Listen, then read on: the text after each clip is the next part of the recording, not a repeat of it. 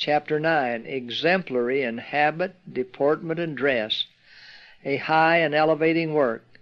The canvassing work is God's means of reaching many that would not otherwise be impressed with the truth.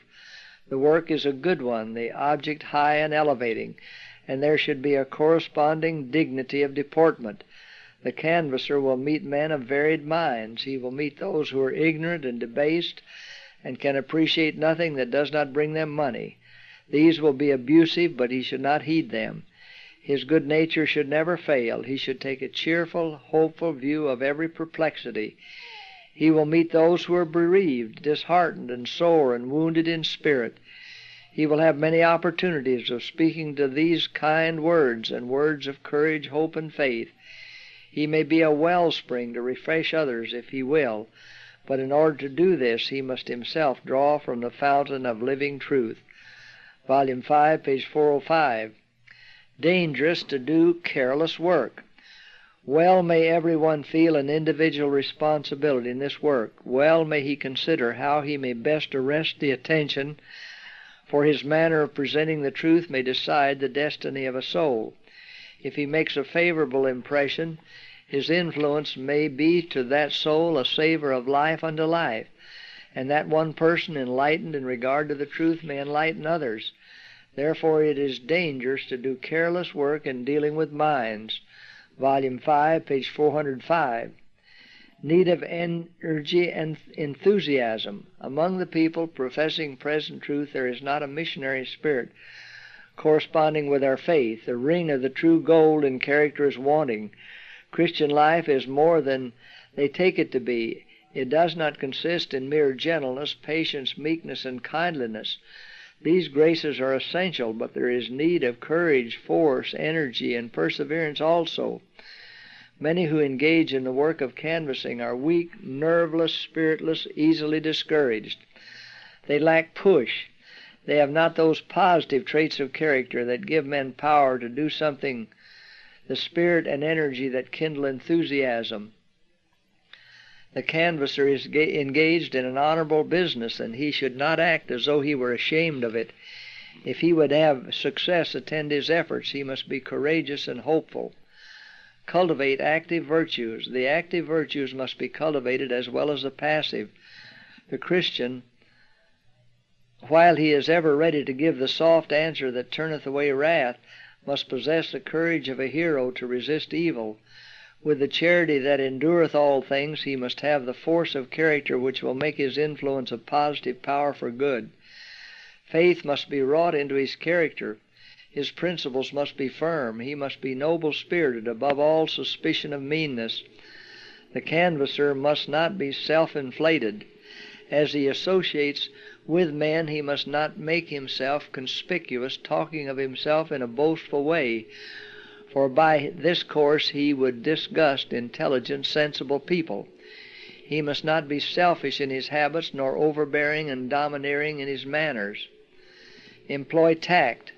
Very many have settled it in their minds that they cannot find time to read 1 in 10,000 of the books that are published and put upon the market, and in many cases when the canvasser makes known his business, the door of the heart closes firmly. Hence the great need of doing his work with tact and in a humble, prayerful spirit. He should be familiar with the Word of God and have words at his command to unfold the precious truth and show the great value of the pure reading matter he carries. Volume 5, page 404 and 405. Honesty and integrity. The worker who has the cause of God at heart will not insist on receiving the highest wages.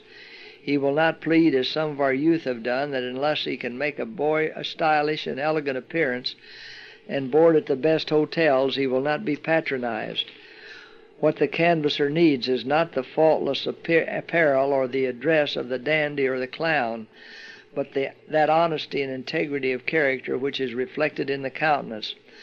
Kindness and gentleness leave their impress upon the face, and the practiced eye sees no deception, detects no pomposity of manner.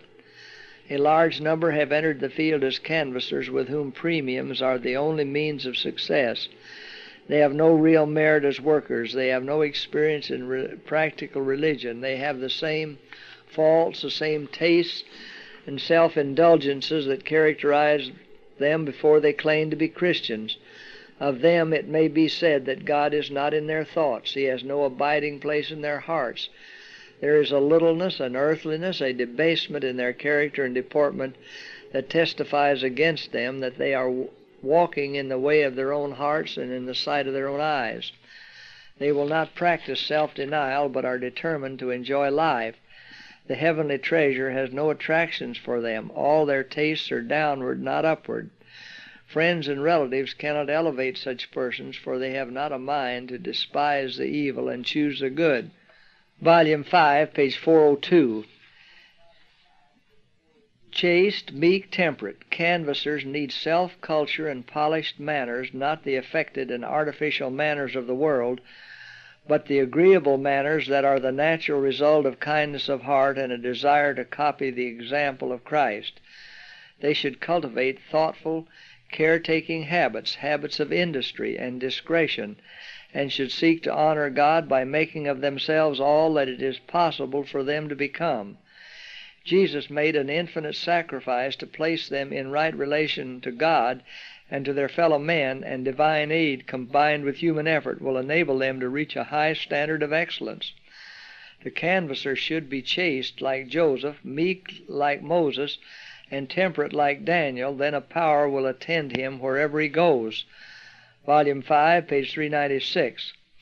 Pleasing dress and manners. We now have great facilities for spreading the truth, but our people are not coming up to the privileges given them. They do not in every church see and feel the necessity of using their abilities in saving souls. They do not realize their duty to obtain subscribers for our periodicals, including our health journal, and to introduce our books and pamphlets. Men should be at work who are willing to be taught as to the best way of approaching individuals and families. Their dress should be neat but not foppish, and their manners such as not to disgust the people. There is a great want of true politeness among us as a people. This should be cultivated by all who take hold of the missionary work. Volume 4, pages 391, 392. Untidiness in dress brings a reproach against the truth we profess to believe. You should consider that you are a representative of the Lord Jesus Christ. Let the whole life be in harmony with Bible truth. This is not a matter of but little consequence, for it affects your influence over others for time and for eternity.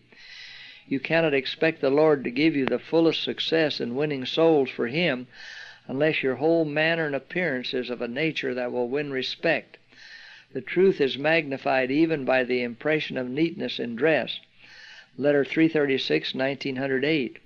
Persons of uncouth manners are not fitted for this work. Men and women who possess tact, good address, keen foresight, and discriminating minds, and who feel the value of souls are the ones who can be successful. Manual for Canvassers, page 15. Christian courtesy and helpfulness. The canvasser should make every effort in his power to let the light of truth shine forth in good works. In his discharge of duty, he should shed about him the fragrance of Christian courtesy, improving every opportunity to perform acts of helpful service. He should educate himself to speak distinctly and impressively. He should learn daily in the school of the great teacher. Christ will surely help those who hide in Him, depending on Him for strength. Review and Herald, June 16, 1903. Carefulness in deportment. There must be a decided stand taken by all our ministers and by all who profess to believe the truth in reference to the low level that some seem inclined to take in regard to their words and their deportment.